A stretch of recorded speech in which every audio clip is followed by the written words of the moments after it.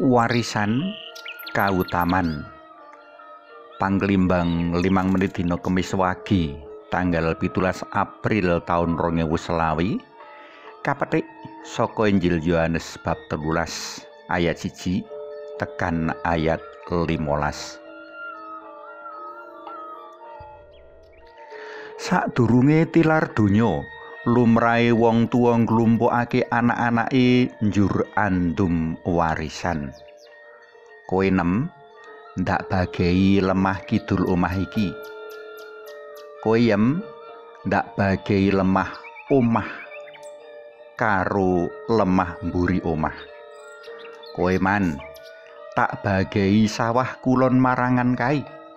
Wis nuruta omonganku. Ojo nganti mengko nek wis ndak tinggal padha regejegan. Kanthi andum warisan, wong tuwa kepingin anak-anake padha urip rukun ayem tentrem sak lawas-lawase.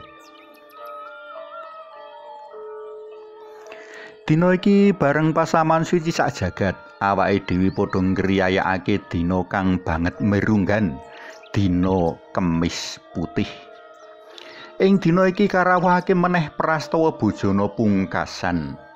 Jroning bojana pungkasan iki, Gusti nilar warisan saora-orane telung kautaman kang sakbanjure kadadekake dasar urip bebrayan Kristiani.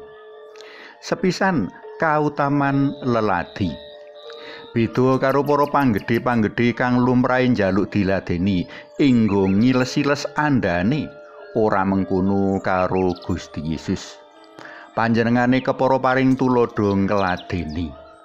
Panjenengane kang ing ngatasé guru lan Gusti, kang sakmurwate kaladeni, malah nuladakake mijiki dlamakane para murid. Mijiki dlamakan para murid mono sak temene tumindake para batur marang wong-wong kinurmat. Kanthi cara mengkono Gusti nilar kautaman marang para pendherek dalem supaya padha sung leladi luwih-luwih para pendherek kang nepaki nyekel panguwasa. Kapindho, kautaman ngajeni liyan. Saka prastawa Gusti mijiki dlamakane para murid satemene bisa kadudut piwulang wigatine ngajeni pepadha. Saka kene, para pendherek dalem Gusti wis sakmestine ngladeni lan ngurmati pepadha. Saka kene uga timbul piwulang ora dikeparengake tumindak dak wenang sakwiyah-wiyah marang liyan. Katelu, kautaman pangurbanan. Ing bojana pungkasan, Gusti mratilakake tresna asihe kang tandhes jroning pralambang roti lan anggur. Rikala andum roti Gusti ngendika, padha tampanana iki, awit iki saliraku kang ndak kurbanake kanggo nglabuhi kowe. Rikala andum anggur, Gusti ngendika mengkene, padha tampanana iki, awit iki rahku kang ndak utahake kanggo nglabuhi kowe. Prastawa ing bojana Kemis Putih iki dumadi nyata ing prastawa sangsara lan seda dalem Gusti. Jroning awak kang rojah-rajih tilas tatu-tatu pecut ri kemarung saka makutha eri sarta tatu paku ing asta lan suku sumuntak rah dalem Gusti. Sawijining pangorbanan kang total sak tandhes-tandhese. Para tresna pelem kinasih kanggo para pendherek dalem Gusti, tindak leladi ngajeni sarta berkurban kanggo pepadha mujudake pratelan nyata saka rasa tresna asih. Sepira tumemene awake dhewe nuhuni warisan agung saka Sri Yesus Sang Guru lan Gusti iki.